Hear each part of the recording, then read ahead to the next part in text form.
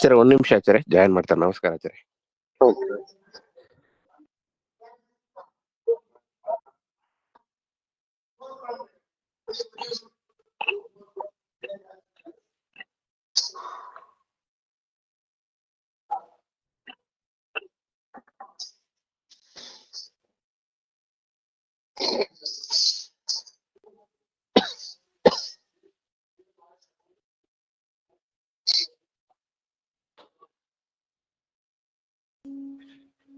ಹರೇ ನಮ ಆಚಾರ್ಯ. ಹರೇ ಶುರು ಮಾಡ್ಬೋದು ಆಚಾರ್ಯ. ಶ್ರೀ ಗುರುಭ್ಯೋ ನಮಃ. ಪರಮಗುರುಭ್ಯೋ ನಮಃ. ಓಂ ಕೃಷ್ಣಂ ರಾಮಂ ನಾರಸಿಂಹಂ ವ್ಯಾಸಂ ನತ್ವಾ ಗುರುನಪಿ ಜಗನ್ನಾಥ ಖೇತಿನಾ ಕ್ರಿಯತೆ ಸೂತ್ರದೀಪಿಕಾ ಅಭ್ರಮಂ ಗ್ರಹೀತಂ ವಿವರಂ ವಿವರಂ ಸದಾ ಅನಂತತೀರ್ಥಮತನಂ ಭಜೇತಾ ಪ್ರತ್ಯಯಾಪಹಂ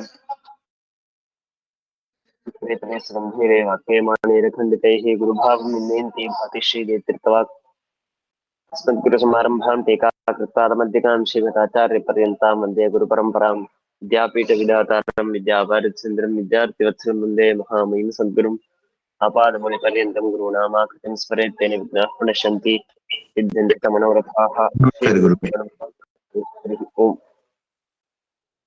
ओम हेयत्व अवचनाच्च ओम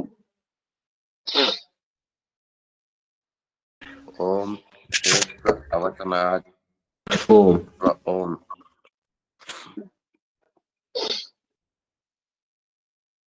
हेयत्व अवचनात् ब्रह्मणः मोक्षार्थं प्राधान्येन अज्ञेयत्वरूप हेयत्वस्य अप्रतिपादनात् ಏನು ಹಿಂದಿನ ಸೂತ್ರದಲ್ಲಿ ಹಾಗೂ ಅದರ ಹಿಂದಿನ ಸೂತ್ರದಲ್ಲಿ ಪುನಶ್ಚೇನ್ನಾತ್ಮ ಶಬ್ದಾತ್ ಹಾಗೂ ತನ್ನಿಷ್ಠಸ್ಯ ಮೋಕ್ಷೋಪದೇಶಾತ್ ಅಂತ ಇತ್ಯಾದಿ ಸೂತ್ರದಲ್ಲಿ ತಸ್ಮಾತ್ ಜೀವಗಣಾತ್ ಪರಾತ್ಪರಂ ಪುರುಷಯಂ ಪುರುಷಮೀಕ್ಷತೆ ಅಂತ ಅನ್ನುವ ಶ್ರುತಿಯಲ್ಲಿ ಪ್ರತಿಪಾದ್ಯನಾದವನು ಪರಮಾತ್ಮನೇ ಹೊರತು ಜೀವನಲ್ಲ ಅಂತನ್ನೋದಕ್ಕೆ ಎರಡು ಯುಕ್ತಿಯನ್ನು ಕೊಟ್ಟು, ಒಂದು ಆತ್ಮಶಬ್ದ, ಇನ್ನೊಂದು ಆತ್ಮಶಬ್ದ ಪ್ರತಿಪಾದ್ಯನಾದ ಭಗವಂತನ ಜ್ಞಾನದಿಂದಾಗಿ ಗುಣ ನಿವೃತ್ತಿ ರೂಪವಾದ ಮೋಕ್ಷ ಅಂತನ್ನೋದು ಆಗತ್ತೆ. ಹಾಗಾಗಿ ಅಲ್ಲಿ ಪ್ರತಿಪಾದ್ಯನಾದವನು ಪರಮಾತ್ಮನೇ ಅಂತ ಹೇಳಿದೆ.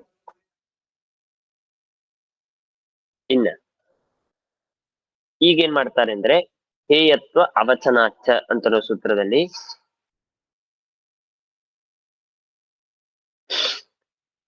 ಈಕ್ಷತೆಯರ್ ನಾಶಬ್ದಂ ಅಂತನೋ ಸೂತ್ರದಲ್ಲಿ ಏನ್ ಹೇಳಿದ್ರು? ಅವಾಚ್ಯನಲ್ಲ, ಈಕ್ಷತೆ ಹೇ ಅಂದ್ರೆ ಜ್ಞಾನ ವಿಷಯತ್ವವನ್ನು ಜ್ಞೇಯತ್ವವನ್ನು ಹೇಳಿದ್ರು. ಜ್ಞೇಯತ್ವವನ್ನು ಹೇಳಿದ್ದರಿಂದಾಗಿ ಪರಮಾತ್ಮನೇ ವಾಚ್ಯನಾಗಿದ್ದಾನೆ ಅಂತ ಸಮರ್ಥನೆ ಮಾಡಿದ್ರು. ಈಗ ಇಲ್ಲೇನ್ ಮಾಡ್ತಾ ಇದ್ದಾರೆ ಅಂತಂದ್ರೆ ಹೇಯತ್ವ ಅವಚನ. ಹೇಯತ್ವ ಅವಚನ ಅಂದ್ರೆ ಅರ್ಥವೇನು ಅಂದ್ರೆ ಅಜ್ಞೇಯತ್ವವನ್ನು ಹೇಳಿಲ್ಲ.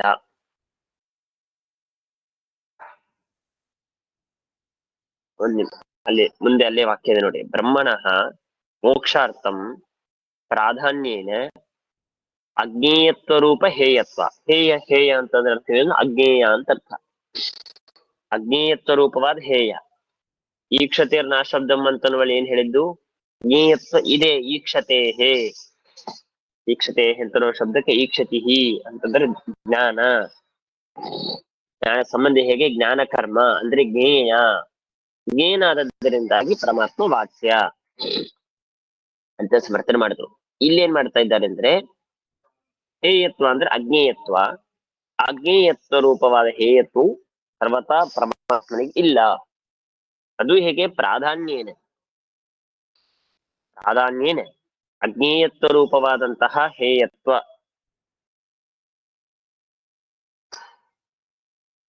ಆ ಹೇಯತ್ವಸ್ಯ ಅಪ್ರತಿಪಾದನಾತ್ ಸರ್ವಥಾ ಭಗವಂತ ಹೇಯನಾಗಿದ್ದಾನೆ ಅಂತ ಪ್ರತಿಪಾದನೆ ಮಾಡೇ ಇಲ್ಲ.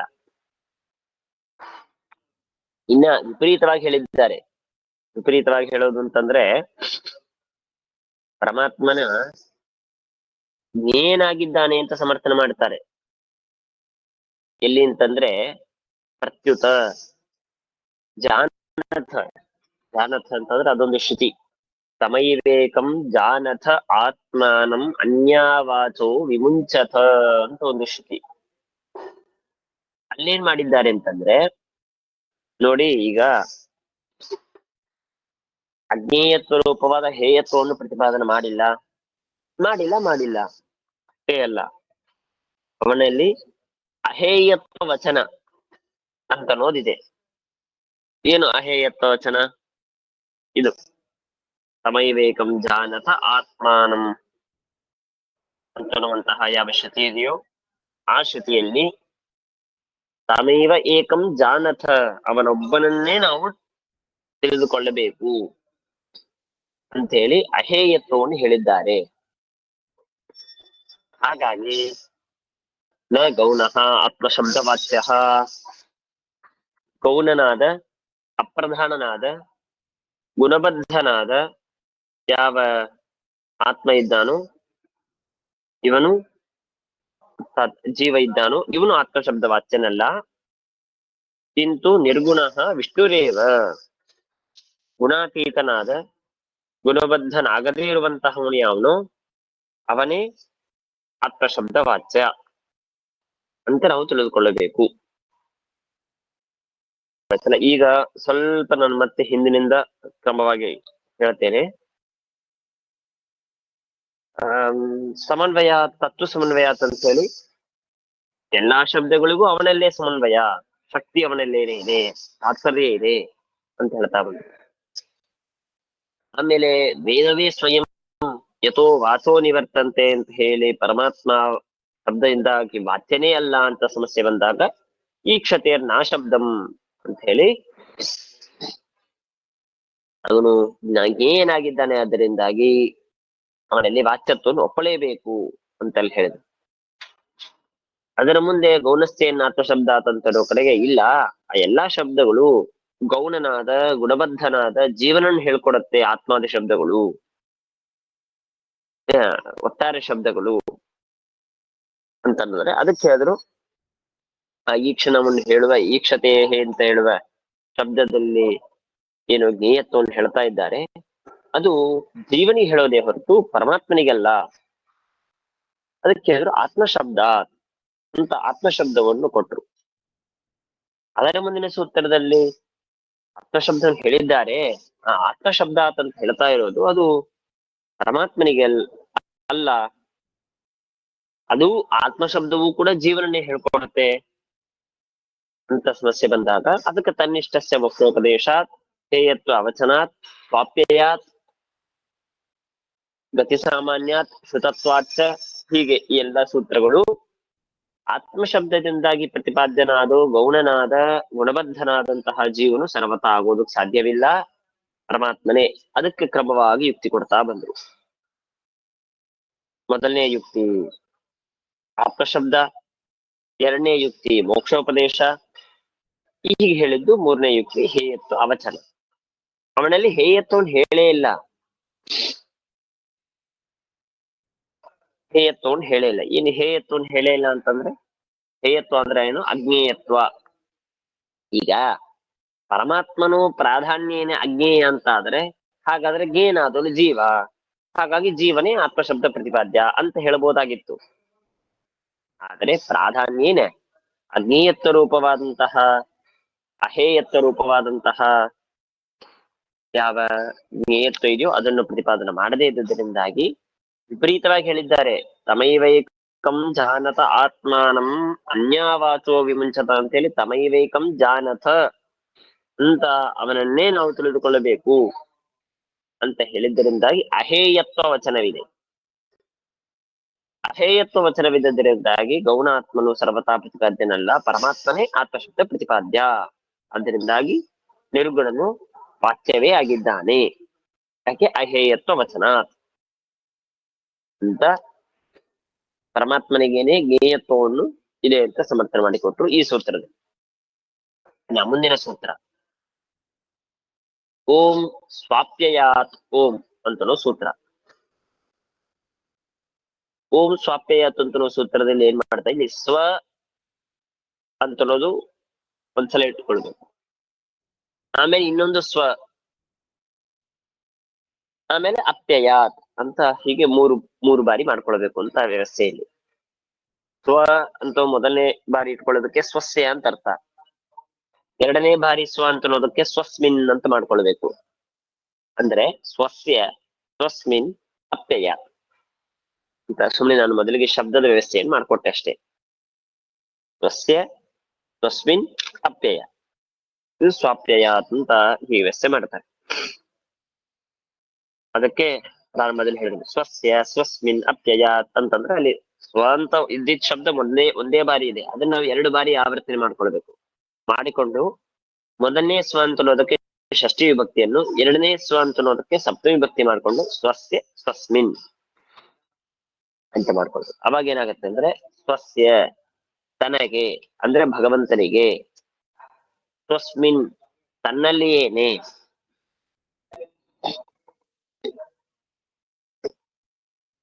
ಅಪ್ಯಯಾತ್ ಅಪ್ಯಯಾತ್ ಅಂತಂದ್ರೆ ಅಪ್ಯಯ ಪದೋಕ್ತ ಲಯವಚನಾತ್, ಅಪ್ಯಯ ಪದದಿಂದ ಹೇಳಲ್ಪಟ್ಟಂತಹ ಲಯ. ಆ ಲಯ ಯಾರಿಗೆ ಹೇಳಿದ್ದಾರೆ? ದೇವರ ಲಯ ಎಲ್ಲಿ ಆಗತ್ತೆ?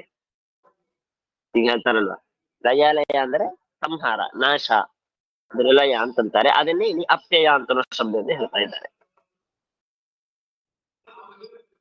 ದೇವರಿಗೆ ಲಯ ಎಲ್ಲಿ ಆಯ್ತು? ಈಗ ಅಂತಾರೆ ಈ ದೇವತೆಗಳಿಗೆ ಲಯ ಎಲ್ಲ ಆಯ್ತು ಅಂತ ಕೇಳಿದ್ರೆ, ತಮ್ಮ ಉತ್ತಮ ದೇವತೆಯಲ್ಲಿ ಇವರಿಗೆ ಲಯವಾಯ್ತು, ಅವರಿಗೆಲ್ಲ ಆಯ್ತು ಅವರಿಗಿಂತ ಉತ್ತಮ ದೇವತೆ, ಹೀಗೆ ಹೇಳ್ತಾ ಹೇಳ್ತಾ ಕೊನೆಗೆ ಬ್ರಹ್ಮದೇವರಲ್ಲಿ ಲಯ ಆಯ್ತು, ಅದರಿಂದ ಕೊನೆಗೆ ದೇವರಲ್ಲಿ ಲಯ ಅಂತಂತೇವಲ್ವಾ. ಹಾಗೆ ದೇವರಿಗೆ ಎಲ್ಲಿ ಲಯವಾಯ್ತು? ಎಲ್ಲ ಆಗಬೇಕು, ದೇವರೇ ಸರ್ವೋತ್ತಮ, ಅವನಿಗಿಂತ ಉತ್ತಮರ ಯಾರು ಇಲ್ಲೇ ಇಲ್ಲ ಅಂದ ಮೇಲೆ ಮತ್ತೊಬ್ಬರ ಲಯ ಅಂತನೂ ಪ್ರಶ್ನೆ ಇಲ್ಲ. ಹಾಗಾದ್ರೆ ಎಲ್ಲಿ ಆಯ್ತು? ಸ್ವಾಪ್ಯಯ ಅಂದ್ರೆ ಸ್ವಸ್ಯ ತನಗೆ, ಸ್ವಸ್ಮಿನ್ ತನ್ನಲ್ಲಿಯೇನೆ, ತನ್ನ ಲಯ ತನ್ನಲ್ಲಿಯೇ ಆಯ್ತು ಹೊರತು ಮತ್ತೊಬ್ಬರಲ್ಲಿ ಆಗಿಲ್ಲ. ಹಾಗಾಗಿ ಏನಂತಾರೆ ಈ ವಿಷಯದಲ್ಲಿ ತನ್ನ ಲಯ ತನ್ನಲ್ಲೇನೆ ಆಯ್ತು ಅಂತ ವಿಷಯದಲ್ಲಿ ಪ್ರಮಾಣವೇನು ಅಂತಂದ್ರೆ ಆತ್ಮನ್ಯೇವ ಆತ್ಮಾನಂ ವಿಲಾಪಯತಿ ಅಂತ ರೋಷತಿ. ಆತ್ಮನ್ಯೇವ ಆತ್ಮಾನಂ ವಿಲಾಪಯತಿ, ಭಗವಂತ ತನ್ನಲ್ಲಿಯೇನೆ ತನ್ನ ಲಯವನ್ನು ತಾನು ಮಾಡ್ಕೊಳ್ತಾನೆ. ಇದಕ್ಕೆ ಸುಮ್ಮನೆ ಒಂದು ಉದಾಹರಣೆ ಕೊಡ್ಬೋದು, ಕೊಡಬಾರದು ಗೊತ್ತಿಲ್ಲ, ಆದ್ರೆ ಸುಮ್ಮನೆ ತಿಳ್ಕೊಳ್ಳೋ ಸಲುವಾಗಿ ನಾವು ವಿಚಾರ ಮಾಡ್ಬೋದು. ಭಗವಂತನಿಗೆ ಸಮರ್ಥನೆ ಮಾಡುವಾಗ ಪ್ರಕೃತ್ಯಧಿಕರಣದ ಸೂತ್ರದಲ್ಲಿ ವಿಚಾರ ಮಾಡುವಂತೆ, ಪ್ರಥಮಾಧ್ಯಾಯದ ಚತುರ್ಥ ಪಾದದಲ್ಲಿ ವಿಚಾರ ಮಾಡುವಂತೆ ಯಥೋರ್ಣನಾಭಿಸ್ಮೃತತೆ ಗೃಹತೆ ಚ ಅಂತಂತಾರೆ. ಅಂದರೆ ಊರನಾಭಿ ಅಂತಂದ್ರೆ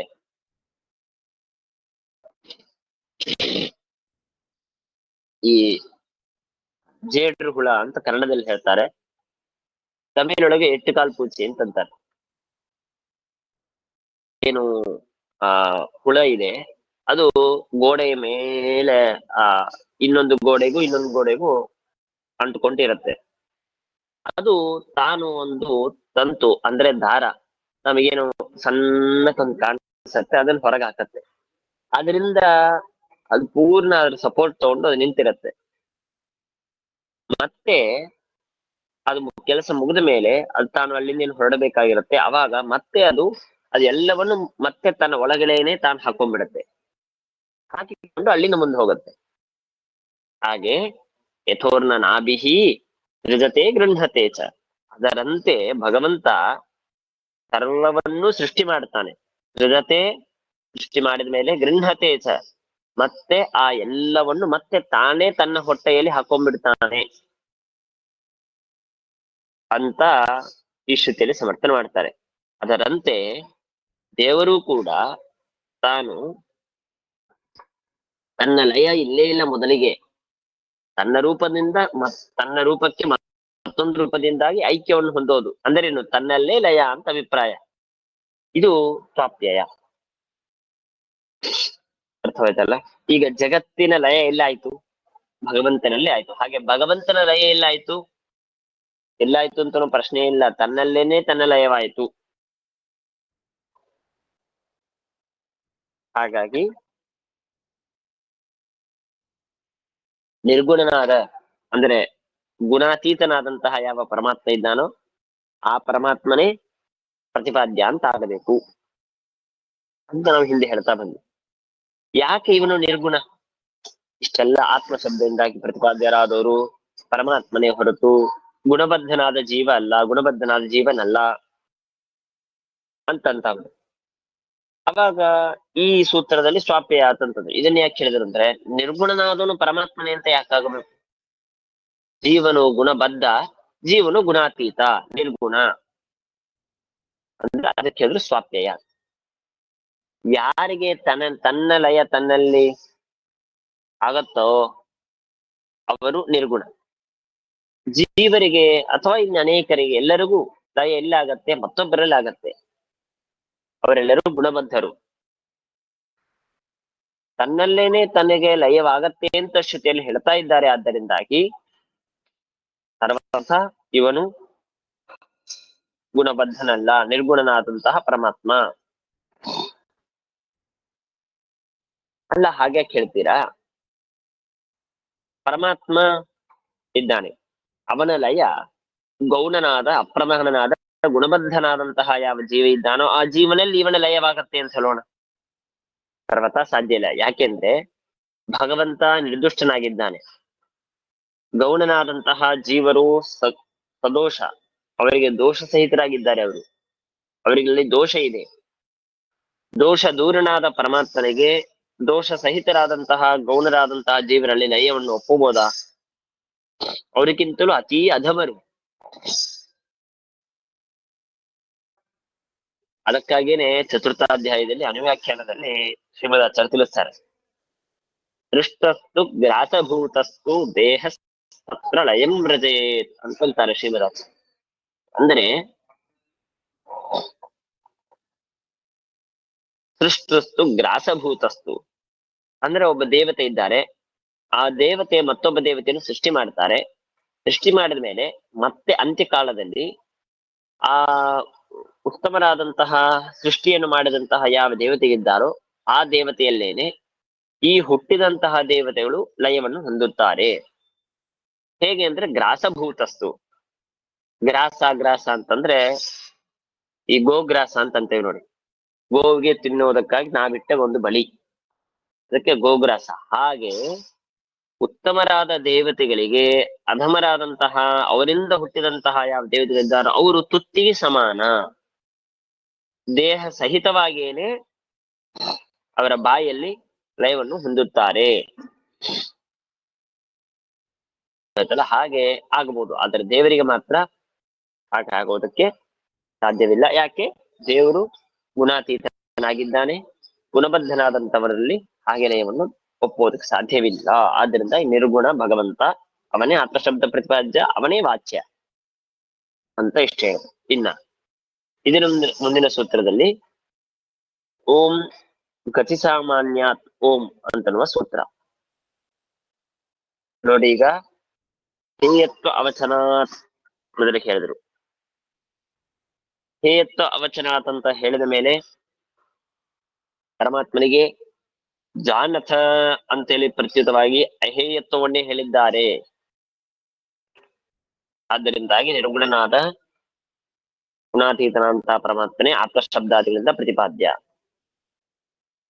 ಸ್ವಾಪ್ಯಯಾತ್ ಅಂದರೆ ತನ್ನಲ್ಲೇನೆ ತನಗೆ ಲಯವನ್ನು ಶ್ರುತಿಯು ಹೇಳ್ತಾ ಇದೆ. ಆತ್ಮನ್ಯೇವಾತ್ಮಾನಂ ವಿಲಾಪಯತಿ ಎಂಬುದಾಗಿ. ಆದ್ದರಿಂದಾಗಿ ತಾನೇ ನಿರ್ಗುಣ, ತನ್ನ ಲಯ ತನ್ನಲ್ಲೇನೆ ಆಗತ್ತೆ ಹೊರತು ಬೇರೆ ಯಾರಲ್ಲೂ ಆಗುವುದಿಲ್ಲ. ಆದ್ರಿಂದಾಗಿ ತಾನೇ ಆತ್ಮಾದಿ ಶಬ್ದಗಳಿಂದ ಪ್ರತಿಪಾದ್ಯ ಅಂತ ಹೇಳಿದ್ರು. ಇನ್ನು ಮುಂದೆ ಓಂ ಗತಿ ಸಾಮಾನ್ಯಾತ್ ಓಂ ಅಂತನ್ನುವಂತಹ ಸೂತ್ರ. ಇದರ ಪೂರ್ವ ಪಕ್ಷ ಪ್ರಶ್ನೆಯನ್ನು ಮಾಡ್ಕೊಳ್ತೇನೆ, ಮತ್ತೆ ಇದರ ವ್ಯಾಖ್ಯಾನ ನಾಳೆ ಪೂರ್ಣವಾಗಿ ಹೇಳ್ತೇನೆ. ಈ ಗತಿ ಸಾಮಾನ್ಯತ್ ಅಂತ ಸೂತ್ರ ಇದು ತುಂಬಾ ಅತೀ ಮಹತ್ವ ಸೂತ್ರ. ಇದು ತುಂಬಾನೇ ಮಹತ್ವ ಸೂತ್ರ ಇದು.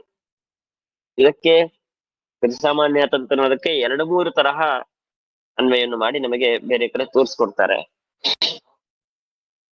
ಏನಂದ್ರೆ ಈಗ ಕೆಲವೊಂದು ಅಪ್ರಸಿದ್ಧವಾದ ವೇದಗಳ ಶಾಖೆ ಇದೆ ಅಂತ ಇಟ್ಕೊಳ್ಳಿ.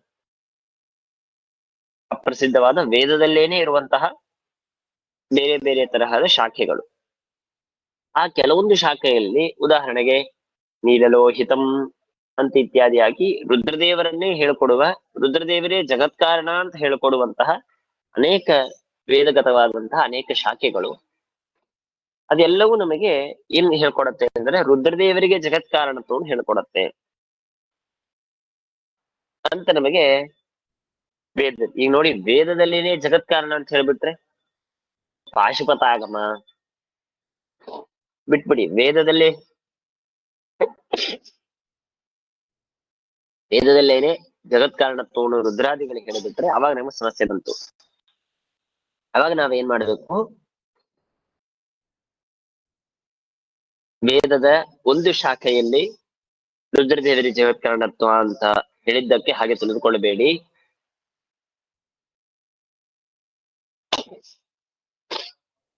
ಒಟ್ಟಾರೆ ಸರ್ವ ಶಾಖೆಗಳು, ಸರ್ವ ವೇದ ಎಲ್ಲದರಿಂದಲೂ ಪರಮಾತ್ಮನೇ ಪ್ರತಿಪಾದ್ಯ. ಅಂದ್ರೆ ಇಲ್ಲಿ ಈ ವಿಚಾರ ಬರುವಾಗ ಟೀಕಾಕೃತ್ಪಾದರು ಈ ರೀತಿಯಾಗಿ ತಿಳಿಸ್ತಾರೆ. ಸರ್ವೋ ವೇದ ಈಶ್ವರ ಪರಃ. ಎಲ್ಲಾ ವೇದಗಳು ಈಶ್ವರನ್ನೇ ಹೇಳ್ಕೊಡೋದಲ್ಲಿ ತಾತ್ಪರ್ಯವನ್ನು ಪಡೆಯುತ್ತೆ ಹೊರತು ರುದ್ರಾದಿಗಳು ಸರ್ವಥಾ ಅಲ್ಲ. ಯಾಕೆ? ಗತಿ ಸಾಮಾನ್ಯಾತ್ ಅಂತ ಉತ್ತರ ಕೊಡ್ತಾರೆ. ಆ ಗತಿ ಸಾಮಾನ್ಯಾತ್ ಅನ್ನೋದಕ್ಕೆ 2-3 ಅರ್ಥವನ್ನು ಮಾಡ್ಕೊಳ್ತಾರೆ. ನಾವು ಅಷ್ಟು ಅದರ ಯೋಜನೆ ಮತ್ತೆ ಅದರ ಸೌನ್ಯ ಮಾಡ್ಬೇಕಾಗುತ್ತೆ. ಇಲ್ಲಿ ಎಷ್ಟು ಹೇಳಿದ್ದಾರೆ ಅಷ್ಟನ್ನು ಮಾತ್ರ ನಾವು ತಿಳ್ಕೊಳ್ಳೋಣ. ಒಂದು ಸಂಕ್ಷೇಪವಾಗಿ ಅದರ ಅರ್ಥವನ್ನು ಹೇಳಿ ನಾನು ಮುಗಿಸ್ಬಿಡ್ತೇನೆ. ವಾಕ್ಯ ಪ್ರಕಾರ ನಾವು ನಾಳೆ ಮಾಡೋಣ. ಗತಿ ಸಾಮಾನ್ಯಾತ್ ಅಂತ ಅನ್ನೋದಕ್ಕೆ ಅಭಿಪ್ರಾಯವೆಂದ್ರೆ ಪ್ರಸಿದ್ಧವಾದ ಶಾಖೆ ಇರಲಿ, ಅಪ್ರಸಿದ್ಧವಾದ ಶಾಖೆ ಇರಲಿ, ಅದು ಎಲ್ಲವೂ ಭಗವತ್ ಪರವೇ. ಯಾಕೆಂದ್ರೆ ಅದಕ್ಕೆ ಇನ್ನೊಂದು ಮಾರ್ಗವನ್ನು ಇಟ್ಕೊಂಡು ಹೋಗ್ತಾರೆ ಸುಧಾದಲ್ಲಿ. ಏನಂದ್ರೆ, ಒಂದು ಪ್ರಸಿದ್ಧವಾದ ವೇದವನ್ನು ತೆಗೆದುಕೊಳ್ಳಿ. ಪ್ರಸಿದ್ಧವಾದಂತಹ ವೇದ ಯಾರನ್ನು ಹೇಳ್ಕೊಡುತ್ತೆ? ಪ್ರಸಿದ್ಧವಾದ ಈ ಒಂದು ಶಾಖೆ, ವೇದದಲ್ಲಿ ಇರುವಂತಹ ಒಂದು ಶಾಖೆ, ಅದು ನಮಗೆ ಯಾರೇನು ಹೇಳ್ಕೊಡುತ್ತೆ? ಪರಮಾತ್ಮನೇ ಹೇಳ್ಕೊಡುತ್ತೆ. ಅಂದ್ಮೇಲೆ ಹಾಗಾದ್ರೆ ಅಪ್ರಸಿದ್ಧವಾದಂತಹ, ಸುಮ್ಮನೆ ಫಾರ್ ಎಕ್ಸಾಂಪಲ್ ಹೀಗಿಟ್ಕೊಳ್ಳಿ, ಒಂದು ಶಾಖೆಯ ಈ ವೇದದ ಭಾಗದಲ್ಲಿ ದೇವರೇ ಜಗತ್ಕಾರಣ ಅಂತ ಹೇಳಿದ್ರು ಅಂತ ಇಟ್ಕೊಳ್ಳಿ. ಆಮೇಲೆ ಅದೇ ವೇದದಲ್ಲಿರುವ ಮತ್ತೊಂದು ಶಾಖೆ, ಅದರಲ್ಲಿ ರುದ್ರದೇವರ ಜಗತ್ಕಾರಣ ಅಂತ ಅಪ್ರಸಿದ್ಧವಾದಂತಹ ಶಾಖೆಯಲ್ಲಿ ಹೇಳಿದ್ದಾರೆ ಅಂತ ಇಟ್ಕೊಳ್ಳಿ. ವೇದವೇ 2 ರೀತಿಯಾಗಿ ಹೇಳಿದ್ರೆ ಯಾವ್ದನ್ನು ಒಪ್ಪಬೇಕು, ಯಾವ್ದನ್ನು ಬಿಡಬೇಕು? ಏಕವಿಧವಾಗಿರ್ಬೇಕು. ಗತೇಹೇ ಏಕವಿಧತ್ವ, ಗತಿ ಒಂದೇ ತರಹ ಇರಬೇಕು. ಇಲ್ಲಿ ರುದ್ರದೇವ ಜಗತ್ಕಾರಣ ಹೇಳಿದ್ರೆ ಅಲ್ಲೂ ರುದ್ರದೇವ ಜಗತ್ಕಾರಣ ಹೇಳಿ, ಇಲ್ಲಿ ದೇವರಿಗೆ ಹೇಳೋದಾದ್ರೆ ಅಲ್ಲೂ ದೇವರಿಗೆ ಹೇಳಿ. ಇಲ್ಲೊಂದು ತರಹ ಅಲ್ಲೊಂದು ತರಹ ಸರ್ವತಾ ಮಾಡಬಾರದು. ಜೀವನಿಗೆ ರುದ್ರದೇವರಿಗೆ ಹೇಳೋಣ, ರುದ್ರದೇವರಿಗೆ ದೋಷ ಇದೆ, ಅವರಿಗೆ ಸೃಷ್ಟಿಯಾದಿಗಳ ಪ್ರಸಕ್ತಿ ಇದೆ. ಹಾಗಾಗಿ ನಾವು ಮತ್ತು ಈಗ ಜಗತ್ತಿನ ಸೃಷ್ಟಿಯನ್ನು ರುದ್ರದೇವರು ಮಾಡ್ತಾರೆ ಅಂದ್ರೆ ರುದ್ರದೇವರ ಸೃಷ್ಟಿಯನ್ನು ಯಾರು ಮಾಡ್ತಾರೆ? ಇನ್ನೊಬ್ಬನಿದ್ದಾನೆ, ಅವ್ರಿಗೆ ಸೃಷ್ಟಿಯೇ ಇಲ್ಲ ಅಂತ ಹೇಳೋದಕ್ಕೆ ಸಾಧ್ಯವಿಲ್ಲ. ಹಾಗೆ ನಾವು ದೇವರ ಸೃಷ್ಟಿ ದೇವರು ಜಗತ್ತಿನ ಸೃಷ್ಟಿಯನ್ನು ಮಾಡುವ ದೇವರ ಸೃಷ್ಟಿ ಯಾರು? ದೇವರಿಗೆ ಸೃಷ್ಟಿಯೇ ಇಲ್ಲ ಅಂತ ನಾವು ಉತ್ತರ ಕೊಡಬಹುದು. ಅಂದ್ರೆ ಉತ್ತಮರು ಯಾರು? ದೇವರೇ ಆದರು. ಅಂತಹ ದೇವರಿಗೆ ಜಗತ್ಕಾರಣತ್ವವನ್ನು ಹೇಳುವಂತಹ ಭಾಗ ಯಾವುದು? ವೇದದ ಕೆಲವು ಶಾಖೆಗಳು, ಪ್ರಸಿದ್ಧವಾದ ಶಾಖೆಗಳು. ಅದನ್ನು ಅನುಸರಿಸಿಕೊಂಡು ಅಪ್ರಸಿದ್ಧವಾದಂತಹ ಅದೇ ವೇದದಲ್ಲಿರುವಂತಹ ಇನ್ನ ಕೆಲವೊಂದು ಏನು ಶಾಖೆಗಳಿವೆಯೋ ಆ ಎಲ್ಲಾ ಶಾಖೆಗಳು ಕೂಡ ರುದ್ರದೇವರಿಗೆ ಅಂತ ನಮಗೆ ಶಬ್ದವಿದ್ರು ಕೂಡ ರುದ್ರದೇವರು ಅಂತ ಅರ್ಥ ಇಲ್ಲ, ಪರಮಾತ್ಮನಿಗೇನೆ ಅಲ್ಲಿ ಕಾರಣತ್ವವನ್ನು ಹೇಳ್ತಾ ಇದ್ದಾರೆ ಅಂತ ತಿಳ್ಕೊಳ್ಬೇಕು. ಇದು ಗತಿ ಸಾಮಾನ್ಯ. ನಾನು ಸುಮ್ನೆ ಮಾತಿನಲ್ಲಿ ಹೇಳಿದ್ರೆ ಇದು ವಾಕ್ಯದ ಪ್ರಕಾರ ನಾಳೆ ಮಾಡೋಣ. ಹಾಗಾಗಿ ಸರ್ವೋ ವೇದ ಈಶ್ವರ ಪರಃ, ಸಮಗ್ರವಾದಂತಹ ವೇದಗಳು ಎಲ್ಲವೂ ಮುಖ್ಯವಾಗಿ ಈಶ್ವರನನ್ನು ಪ್ರತಿಪಾದನೆ ಮಾಡುವುದರಲ್ಲಿ ತಾತ್ಪರ್ಯವನ್ನು ಪಡೆದಿದೆ. ಗೊತ್ತಾಯ್ತಲ್ಲ? ಶ್ರೀಕೃಷ್ಣ ಹರೇ ಹರೇ ಧೀನಂತ ಸರ್ವತ್ರ ಇತ್ಯೇವಂ ಯಥೋ ಹರೋಸ್ತು. ನಮಸ್ಕಾರ ಗುರುಗಳೇ. ನಮಸ್ಕಾರ. ಆಯ್ತು.